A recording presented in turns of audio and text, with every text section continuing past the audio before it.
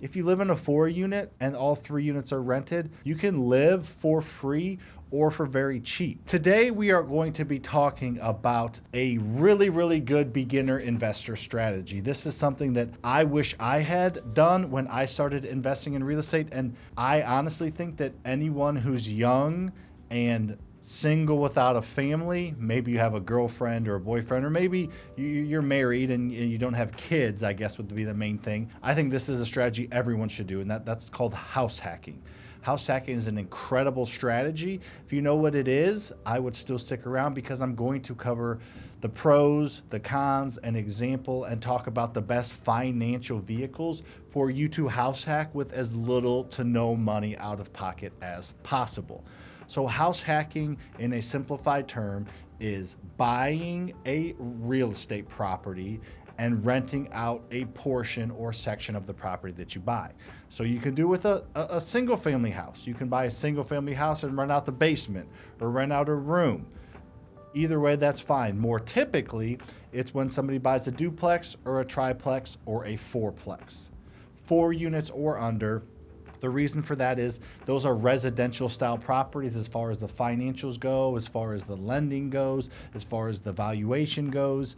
They're considered single family rentals. When you get to 5 units or more, those are commercials, commercial loans, cap rates come into play, and financing is different. So if you buy a single family or a 4 family, your financing is going to look the same.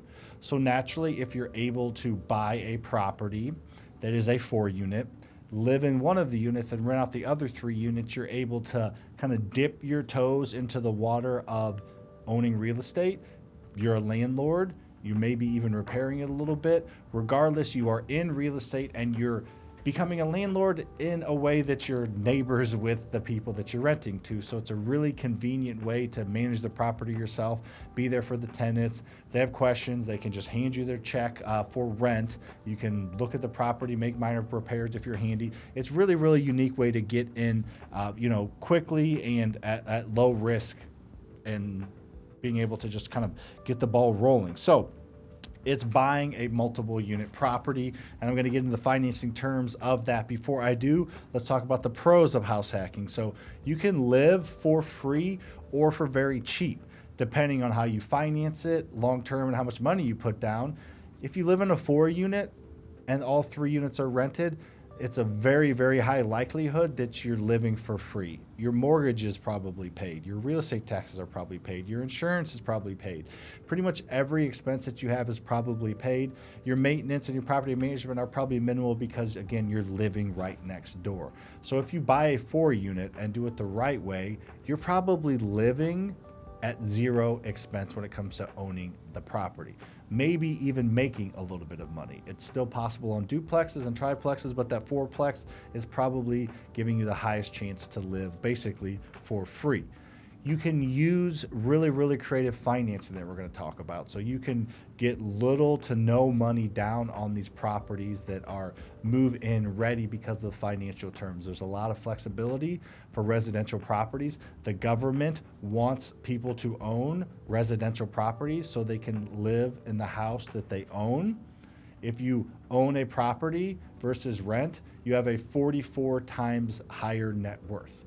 It's a study that came out recently. I don't have it sourced. You can look it up. But if homeowners have a 44 times higher net worth than renters. So the government wants people to own a house so they have higher net worth, so they buy more crap, pay more taxes, and all of those things, so they collect more money. So it is a little bit self-serving on their part.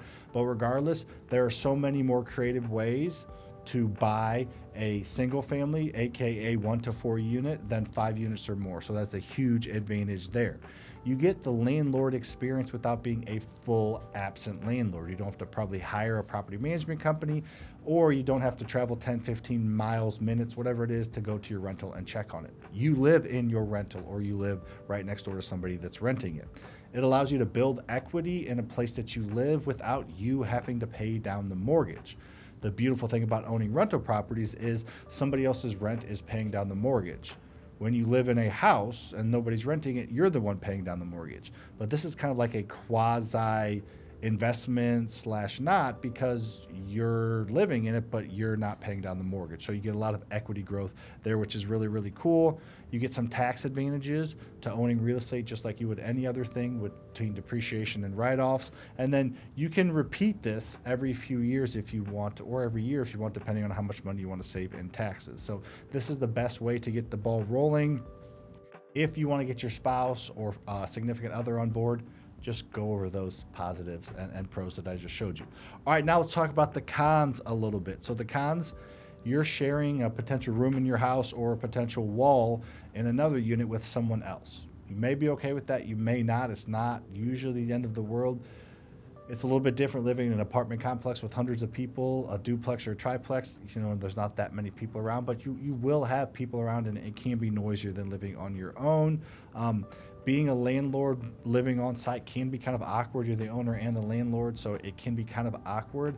I remember when I got started and I would visit my properties. I remember specifically visiting my 9-unit apartment complex that I bought. Shoot, we closed December 31st, 2015. Wow, so it's been almost 10 years now. But I remember we turned the place around. There were some rough tenants in there. We were in the midst of getting some good tenants in and repairing everything. And when I would go to the property, I would act like I was maintenance or I worked for the owner. I didn't want to say I was the owner, I don't know why, but I did it. So that can be kind of awkward, and the outline I created says the same thing. And you must live at the property for at least a year. As I mentioned earlier, you can move every year or two, but if you live there you have to live there for a year minimum in order to get the financing that we're going to go over here in the next step. And then some cities or zoning regulations may apply, but that's not super common. So the beautiful thing is, this allows you to get over the biggest myth of real estate. Most people think you have to have money to invest in real estate, or a lot of money. That is a myth. You do not need that. So that's the good thing. So let's talk about some financing options right now. So a pretty common one, I would say the most common for a situation like this, would be an FHA loan. I'm going to give you an example of what it would be to using an FHA loan to buy a property here momentarily. But if you can get an FHA loan, that's typically going to be 3.5% down. So you can do that for 1 unit, a single family rental, up to 4 units. Putting 3.5% down is a huge benefit. Now, you will have some principal, some PITI. You will have that principal and interest, and you will have to pay that mortgage insurance until you get to the 20% equity. But it still is probably better separating that out over time than having to put 20% down if you don't have that cash. So 3.5% down to own a 4-unit, a 3-unit, 2-unit, or 1 unit is not too bad at all. Also, lower credit score is okay. You can be in that that mid 600 range, depending on some other factors, and still get long-term financing there. And again, you have to live there for a year. So it's just a great way, and it's a government subsidized, government-backed loan for you to get into a property with a small down payment. And honestly, if you go to your some of your state websites and use ChatGPT or just Google it, there are some down payment loan forgiveness programs to where you can get a credit back for your 3.5% down. So you can kind of get into a house using no money if you get that 3.5% down credited back at some way, shape, or form. Another way is as VA loans. This is a residential loan. There's no VA loans for multifamilies, 5 units or more, but for 1, 2, 3, and 4 units, there are. So if you are a veteran, A, thank you very, very much for your service, and B, you can use a 0% down loan to buy a house on the base that you're actively have duty on or near the base, or you can use that down the line if you're renting while you're active duty, and you can still use this 0% down on something like that. So it's great.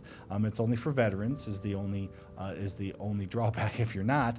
And then you there's no PMI, which is pretty cool. So if you put less than 20% down, FHA or conventional, you're going to have that PMI, that mortgage insurance that I talked about earlier. Until you get to that 20% equity, it's just a way to ensure the lender that's giving you a property for not 20% down gives them some insurance in case the market shifts. There's none of that with VA loans, which is pretty cool. So it's a huge advantage for being in the military, as it should be. And the third and second most common way, I would say, is just using conventional loan. There are conventional loans out there where you can put 5 to 10% down.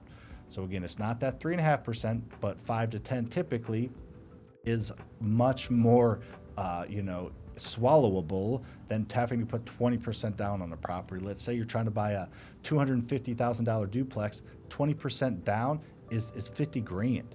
But if you're looking to do that at 5%, 5% of 250 is what? That's 12,500. So that's quite a bit cheaper. Hopefully that math is right. If it's not, let me know in the comments. Regardless, the point is you're able to put down less money, so that can be a huge advantage. There are a little bit higher credit, approvals needed than FHA, but if you got a good credit score, this is a great option for you.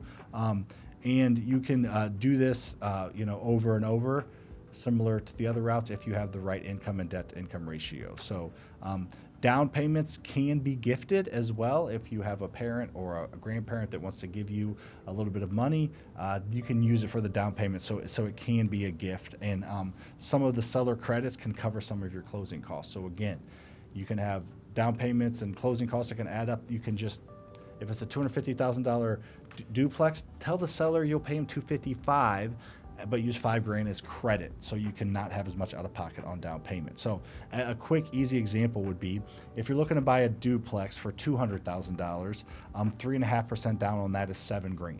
So you can get into a 2-unit property for $7,000. And again, there are certain types of forgiveness, programs out there for that. So that's a very minimal amount. And your mortgage on that, let's just say rough numbers, is going to be maybe $1,600 a month mortgage. If you rent out one side for $1,300, that means you're paying $200 to $300 every single month as a mortgage payment. And again, obviously with triplexes and fourplexes, it's going to cost more, but you can rent out the units more, and it should pretty much cover your expenses. So it's a really, really cool thing. And another great thing is when you do decide to move out, if you don't sell it, you now have both units rented and you have really, really good long-term financing. You're probably going to cash flow much more. So if I had to start over from the very beginning and invest in real estate, I would have gotten into this house hacking. Getting into a 1, 2, 3, or 4 unit with little money out of pocket and even less to actually live there. It's a great way to save money and to dip your toes in the water. So I think this is a great strategy for you if you want to get into the game, and I think it's just a great way to teach yourself a lesson. Now, we are going to do an episode in the near future on the BRRRR, buy, rehab, rent, move in, or buy, rehab, refinance, move in. It is a method that 10 people I know, most of my team has done to buy a residential property without putting any money out of pocket and not have to rent it out. I know 5 team members off the top of my head that have bought their forever house without putting any money into it because of the BRRRR. We'll talk about that in a future episode. Hopefully you enjoyed this. If you did, share this with a friend, rate and review, hit the like button if you're watching on YouTube, and I will see you next Monday on the REI Only, and hopefully Wednesday on the long form podcast with Lucas, and even Friday on the behind the scenes podcast. See you on the next one.